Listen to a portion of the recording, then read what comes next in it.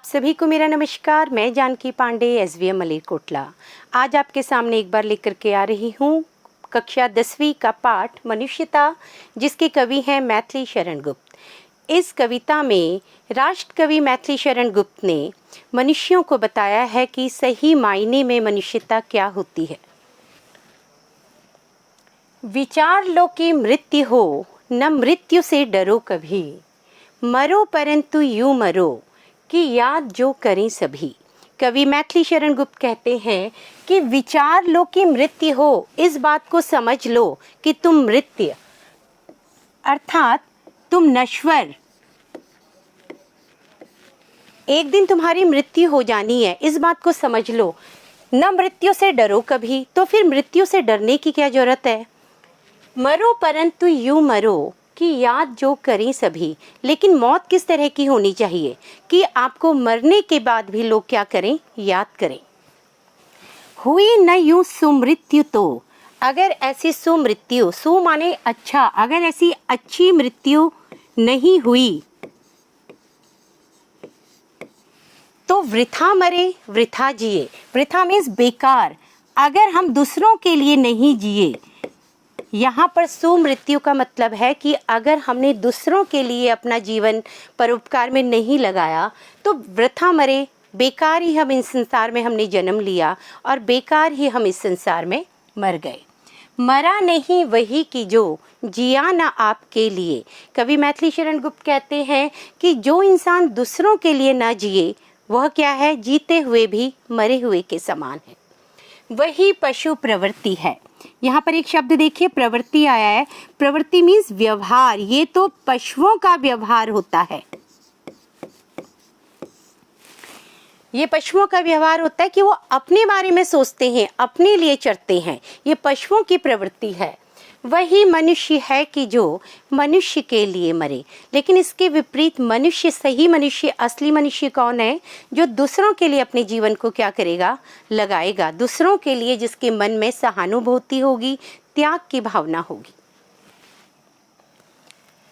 उसी उदार की कथा सरस्वती बखानती, उसी उदार से धरा कृतार्थ भाव मानती। कवि मैथिली शरण गुप्त कहते हैं कि ऐसे उदार, ऐसे दयालु व्यक्ति की जो कथा है उसका गुणगान, बखानती मीन्स उसका जो गुणगान है वो कौन करती है, ये सरस्वती। सरस्वती कहने का मतलब है कि मरने के बाद भी उसे लोग याद करते हैं। सरस्वती भी उसी का वर्णन करती है। उसी उदार से धरा कृतार्थ भाव मानती। कृतार्थ का अर्थ है कि धन्य। ये धरती भी, धरा धरती, ये धरती भी खुद को धन्य मानती है कि मैंने ऐसे इंसान को अपने उसमें जन्म दिया है, अपने गर्भ में जन्म दिया है। उसी उदार की सदा सजीव कीर्ति कूंजती।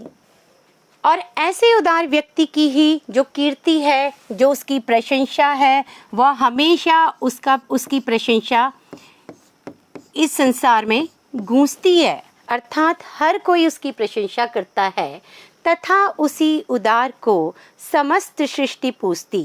ऐसे उदार व्यक्ति को ही ये सारी सृष्टि क्या करती है, उसकी पूजा करती है। अखंड आत्मभाव जो असीम विश्व में भरे। अखंड मीन्स जिसको लगता है, जो इंसान समझता है कि समस्त विश्व, ये सारा संसार क्या है, असीम मीन्स सारा और विश्व माने संसार, ये सारा संसार क्या है, एक है। इसके कोई अखंड, इसके टुकड़े नहीं है, हर कोई एक है। किसी भी देश का है, वो सभी मनुष्य एक हैं। वही मनुष्य है कि जो मनुष्य के लिए मरे। वही मनुष्य सही मायने में मनुष्य है, जो दूसरे के बारे में सोचता है, जो निस्वार्थ होकर के दूसरों की मदद करता है। यहाँ पे इन पंक्तियों में कवि ने कुछ उदाहरण दिए हैं, महान व्यक्तियों के उदाहरण दिए हैं। उनके उदाहरण देकर के वो हमें प्रेरित करना चाहते हैं कि हमें भी अपने जीवन में उन्हीं के गुणों को अपनाना चाहिए। शुद्धार्थ रंति देव ने, शुद्धार्थ मीन्स भूखे। यहाँ पर जो पहला उदाहरण उन्होंने दिया है वो रंति देव राजा का दिया है। जो रंति देव राजा थे, एक बार वो भूखे थे, तो जब उनके हाथों में करस्त माने हाथ, उनके हाथों में भोजन से भरा हुआ क्या है, थाल है। लेकिन जैसे ही उनके दरवाजे पर एक मांगने वाला, एक मजबूर व्यक्ति ने दस्तक दी, उन्हें आवाज़ दी, तो उन्होंने क्या किया, खुद भूखे रह करके अपने हाथ का थाल किसको दे दिया, उस व्यक्ति को दे दिया, अपनी परवाह न करके उस व्यक्ति को अपने हाथ में भोजन से भरा हुआ थाल दे दिया। तथा दधीची ने दिया परार्थ अस्ति जाल भी। दधीची, ऋषि दधीची का नाम आपने सुना होगा कि जब उनसे वज्र बनाने के लिए देवताओं ने, इंद्रदेव ने उनकी अस्थियां मांगी, हड्डियां, अस्थि मीन्स हड्डियां, तो उन्होंने क्या किया, बिना अपनी परवाह किए वे बिना अपने दर्द की तकलीफ किए वे अपनी हड्डियां तक क्या कर दी, दान में दे दी।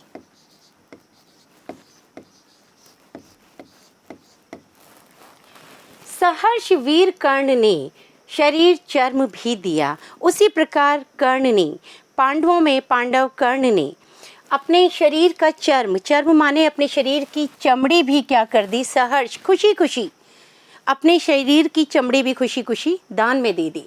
अनित्य देह के लिए अनादि जीव क्या डरे। अनित्य, ये देह क्या है, देह माने शरीर, ये शरीर ये तो नष्ट होने वाला है। आप सबको पता है कि हमारा शरीर मिट्टी से बना है और इसने मिट्टी में ही मिल जाना है। तो इसके लिए अनादि, जिसका कोई अंत नहीं है, जिसकी कोई आदि नहीं है, उस जीव, कहने का अर्थ है अनादि जीव मीन्स हमारी आत्मा, आत्मा जिसके बारे में बोला जाता है कि हमारी आत्मा अमर है, तो उसे डरने की क्या ज़रूरत है। वही मनुष्य है कि जो मनुष्य के लिए मरे। तो कवि मैथिली शरण गुप्त कहते हैं कि वही मनुष्य सही मायनों में मनुष्य है जो दूसरों की भलाई के बारे में सोचता है, दूसरे का निस्वार्थ होकर के दूसरे के लिए काम करता है।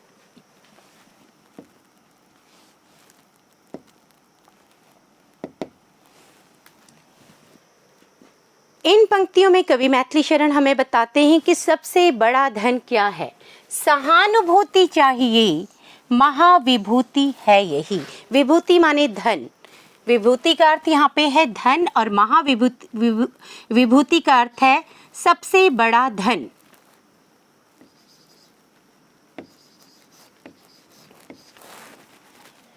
तो कवि कहते हैं कि सहानुभूति, हमारे मन में दूसरों के लिए क्या होनी चाहिए, दया की भावना होनी चाहिए। हम दूसरे की दुख तकलीफ को समझें, तो सबसे बड़ा धन मनुष्य का यही है।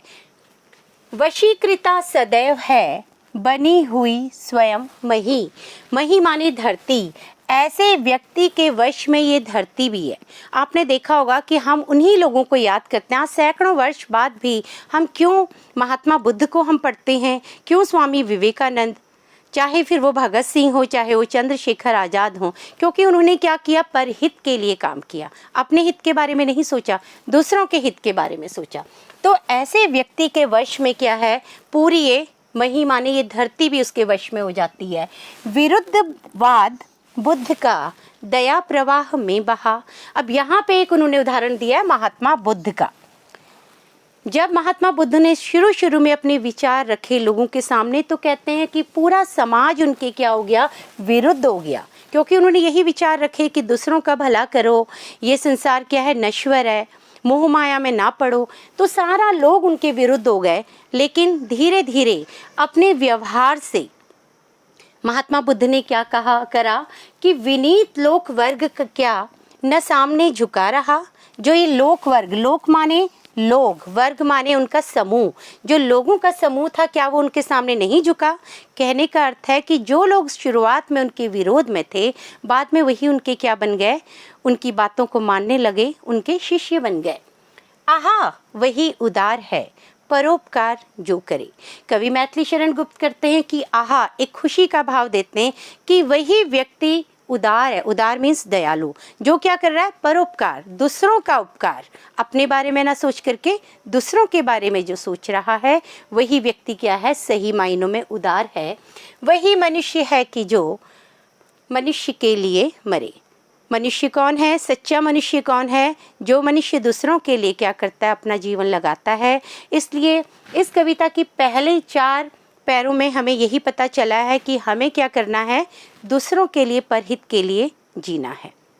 इससे अगली पंक्तियां हम अगली वीडियो में करेंगे। धन्यवाद।